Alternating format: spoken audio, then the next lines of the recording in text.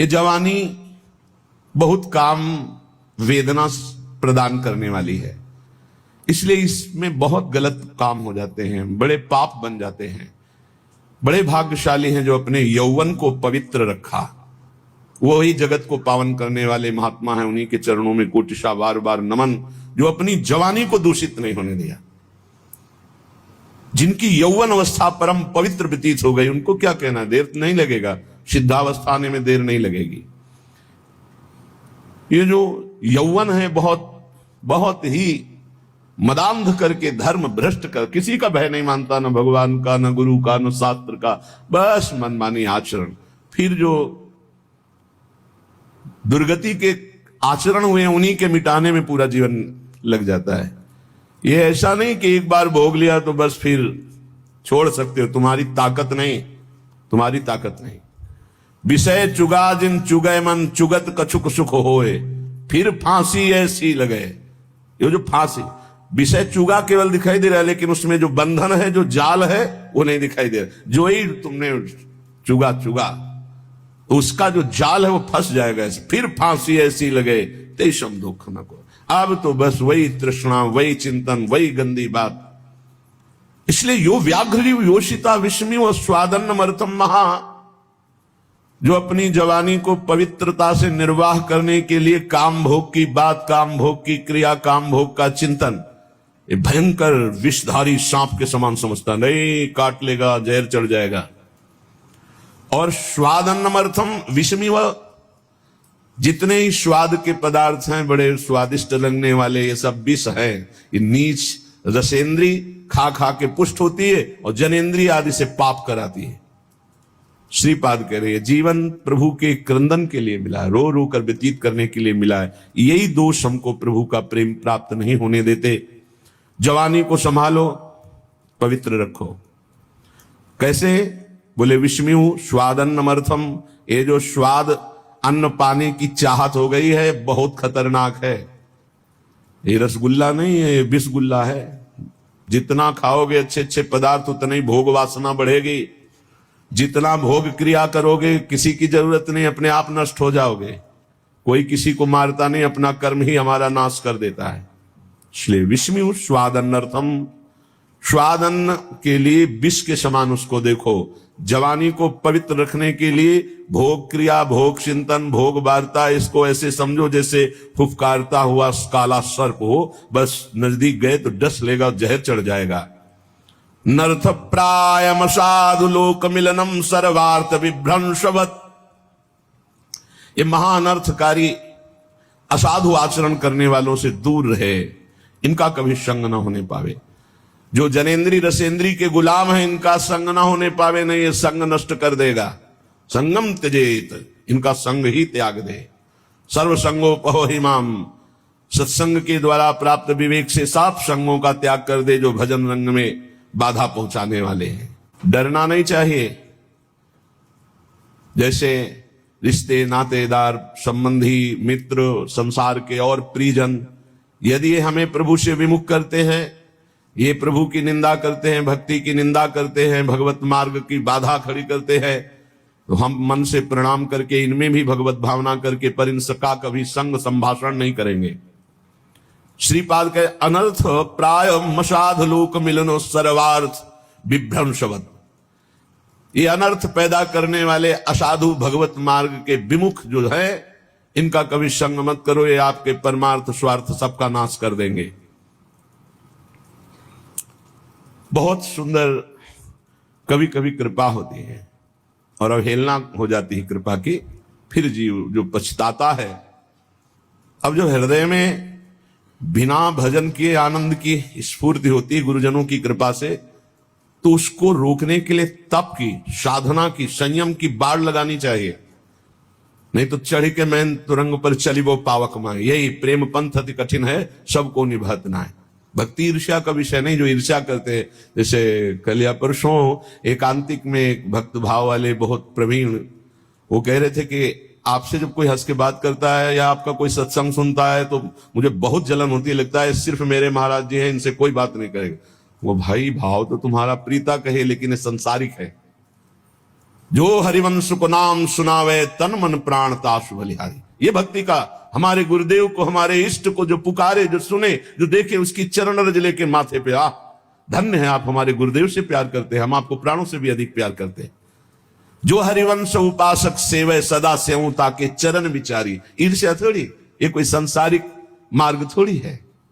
हमारे प्रभु का यश गा रहा है, हमारे प्रभु का नाम जप कर रहा है, तो हम उसकी जूठन लेंगे, उसका चरणामृत लेंगे, उसको बार बार प्रणाम करेंगे। नर्थ प्रायम मशाद लोक मिलनम सर्वार्थ विभ्रंशवत। अगर कहीं ऐसे असाधु भाव वाले, चाहे मां हो, पिता हो, भाई हो, बंधु हो, रिश्ता हो, नाता हो, कुछ भी हो, जो हमें प्रिया प्रीतम से विमुख कर दे, बहुत अनंत जन्मों से भटकने के बाद आज मार्ग मिला, और मार्ग में आकर के नहीं नहीं, कदापि नहीं। नर्थ प्रायम साधु लोक मिलनम सर्वार्थ विभ्रंशवत।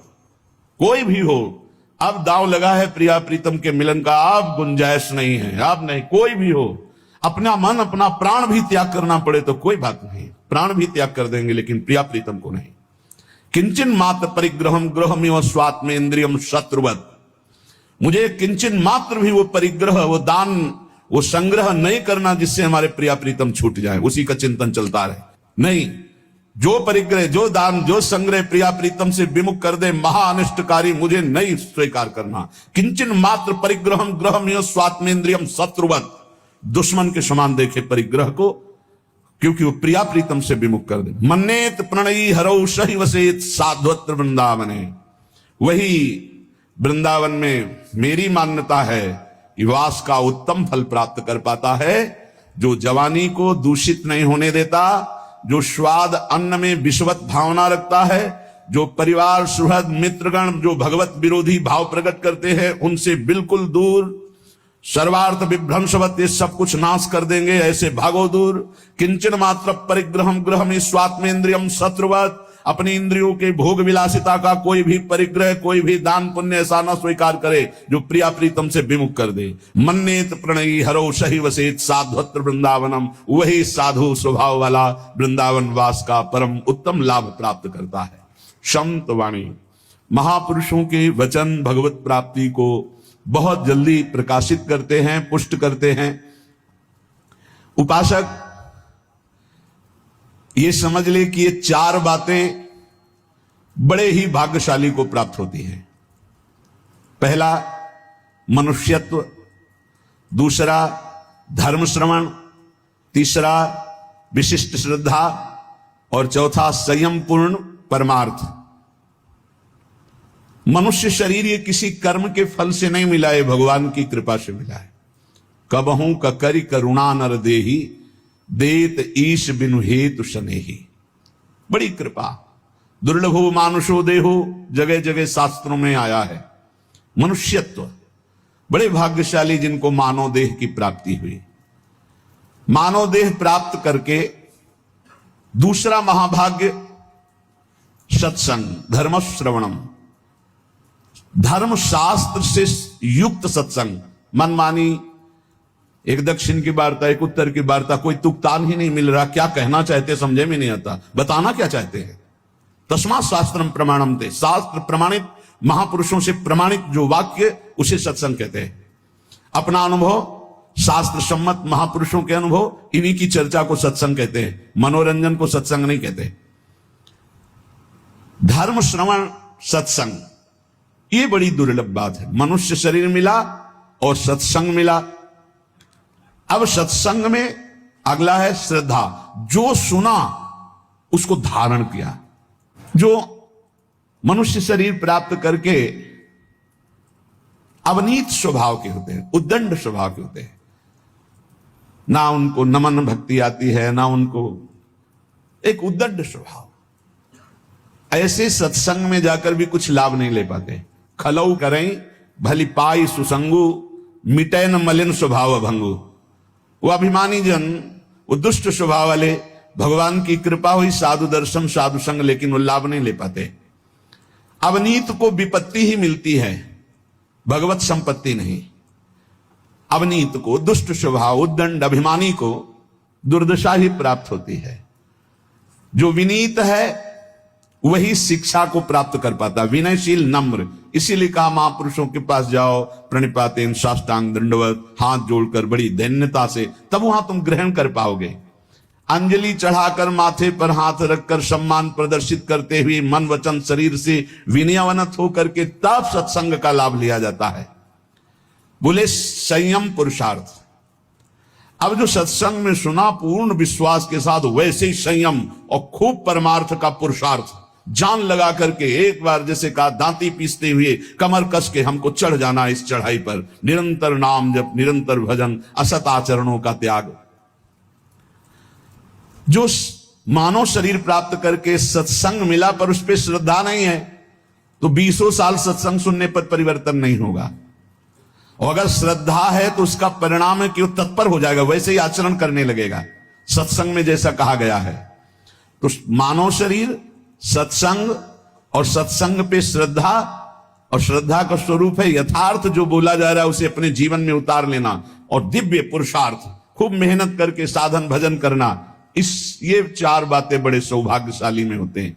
जो तपस्वी मनुष्य शरीर पाकर सत्संग सुनकर श्रद्धानुसार पुरुषार्थ करता है, वो अपनी अंतरात्मा में ही भगवत साक्षात्कार कर लेता है, हृदय में ही। जो प्रमादी पुरुष होता है वो धन का केवल चिंतन करता है कि चलो सत्संग में चलते, कोई उपाय मिले जिससे धन मिल जाए। सत्संग करते हैं धन के लिए, सत्संग सुनते हैं धन के लिए। वो प्रमादी पुरुष होता है, प्रमत्त पुरुष होता है। जो अप्रमत्त है वो भगवान की प्राप्ति के, कहां जाऊं, कैसे कोई मुझे बता दे, कैसे भगवत प्राप्ति होगी, कैसे मैं काम आदि दोषों पर विजय प्राप्त करके स्वरूप बोध प्राप्त करूं। संसारी मनुष्य अपने प्रिय परिवार के कुटुंबियों के लिए बुरा से बुरा पाप कर्म करता है, और जब मरता है तो अकेले उसको फल भोगना पड़ता है। अकेला दुख, अकेला यहां से जाता है, अकेला दुख भोगता है। कोई भी घर परिवार का नरक में बंटवारा नहीं करता जाके। इसलिए कुटुंब के मोह में फंसकर पाप कर्म ना किया जाए। जो संयम नियम पूर्वक जीवन व्यतीत करता है वही इन भोगों से बच पाता है। नहीं तो एक काम भोग इतना लुभावना है कि बड़े बड़े संयमी पुरुषों का मन आकृष्ट हो जाता है और भ्रष्ट हो जाते हैं। साधक हर समय अंतःकरण की शोध करता रहे कि कहीं काम ने दबाव तो नहीं कर दिया, कहीं क्रोध तो हमारे अंतःकरण पर प्रभाव नहीं कर रहा, कहीं अहंकार तो नहीं छा रहा है। अगर ऐसा है तो संपूर्ण माया अपना प्रभाव दिखा देगी। काम क्रोध अहंकार हृदय में है तो सावधान।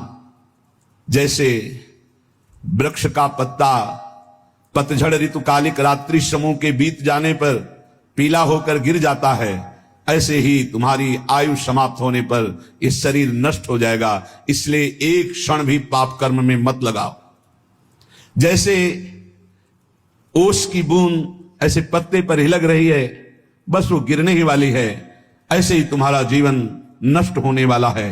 इसलिए तुम एक क्षण भी असावधान मत रहो, हर समय नाम जप करो, पता नहीं वो बूंद कब गिर जाए। जैसे पानी का बुलबुला बस फूटने वाला है, जितने सेकंड टिका हुआ है, ऐसे ही तुम्हारा शरीर नष्ट होने वाला है। जितने श्वास टिकी हुई है बस क्या करो। इसलिए तुम एक क्षण भी असावधान न रहो, हर समय राधा राधा कहो। अनेक प्रकार के विघ्नों से युक्त अत्यंत अल्प आयु है। इस अल्प आयु वाले मानव देह को प्राप्त करके बहुत शीघ्र भगवत प्राप्ति कर लो, एक क्षण भी प्रमाद न करो। जैसे इस कमल शरत काल के निर्मल जल को भी नहीं छूता, अलिप्त रहता है, उसी प्रकार तू संसार की समस्त भोगासक्तियों से अलिप्त रह।